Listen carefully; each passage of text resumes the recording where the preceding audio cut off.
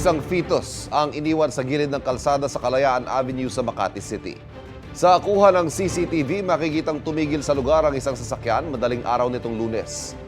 Lumabas ang lalaking driver, pati ang sakay na babae. Hindi malinaw kung ano ang kanilang ginagawa, pero ayon sa isang napadaan doon, nakita niyang hinihimas ng babae ang kanyang tiyan. Nang bumalik siya sa lugar, nakita niya ang fetus sa kalsada. Ayon sa Makati City Police, nasa 5 hanggang 6 na buwan ang fetus. Hinahanap na nila ang 2 taong nakita sa CCTV. Kapuso, huwag magpapahuli sa latest news and updates. Mag-iuna ka sa balita at mag-subscribe sa YouTube channel ng GMA Integrated News.